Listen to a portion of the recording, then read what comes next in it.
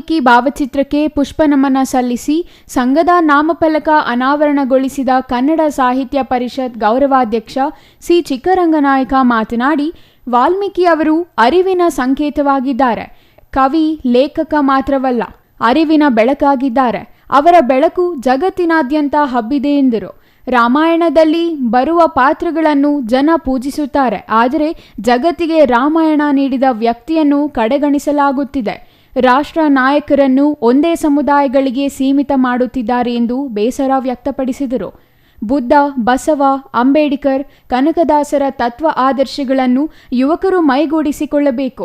ಯಾವುದೇ ಸಂಘ ಒಂದು ನಿರ್ದಿಷ್ಟ ಗುರಿ ಹೊಂದಿರಬೇಕು ಮತ್ತು ಸರ್ಕಾರದ ಸೌಲಭ್ಯ ಪಡೆದು ಗ್ರಾಮವನ್ನು ಅಭಿವೃದ್ಧಿಪಡಿಸಬೇಕು.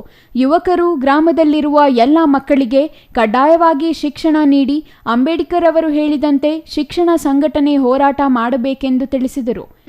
ಕನ್ಯಾಕುಮಾರಿವರೆಗೂ ಒಂದು ಎಮೋಷನಲಿ ಇಟ್ಟಿರ್ತಕ್ಕಂಥ ಕಾವ್ಯ ಯಾವ್ದಾರ ಇದ್ರೆ ಅದು ರಾಮಾಯಣ ಮಾತ್ರ ಅಂತ. ಎಮೋಷನಲಿ ರಾಮ ಅದಕ್ಕೆ ಹೇಳ್ತಾರೆ, ಅವರು ಒಂದು ದೊಡ್ಡ ಮಾತು ಹೇಳ್ತಾರೆ.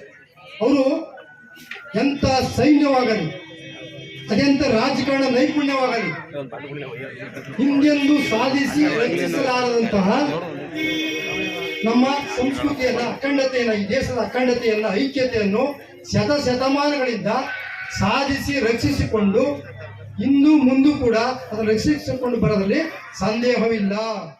ಇನ್ನು ಈ ಸಂದರ್ಭದಲ್ಲಿ ವಾಲ್ಮೀಕಿ ಅಭಿವೃದ್ಧಿ ನಿಗಮದ ಮಾಜಿ ಅಧ್ಯಕ್ಷ ಎಸ್ಸಿ ಬಸವರಾಜು, ಬಂಗಾರಸ್ವಾಮಿ, ಬ್ಲಾಕ್ ಕಾಂಗ್ರೆಸ್ ಅಧ್ಯಕ್ಷ ಹಾಡ್ಯ ರಂಗಸ್ವಾಮಿ, ವಾಲ್ಮೀಕಿ ನಾಯಕರ ಸಂಘದ ರಾಜ್ಯಾಧ್ಯಕ್ಷ ದೇವರಾಜ್, ಗ್ರಾಮ ಪಂಚಾಯಿತಿ ಅಧ್ಯಕ್ಷ ಶ್ರೀಧರ್, ಉಪಾಧ್ಯಕ್ಷೆ ಮಹದೇವಮ್ಮ, ಸಂಘದ ಅಧ್ಯಕ್ಷ ಶಂಕರ ನಾಯಕ್ ಮತ್ತಿತರರು ಹಾಜರಿದ್ದರು. Kumar, CTV news, Nanjangud.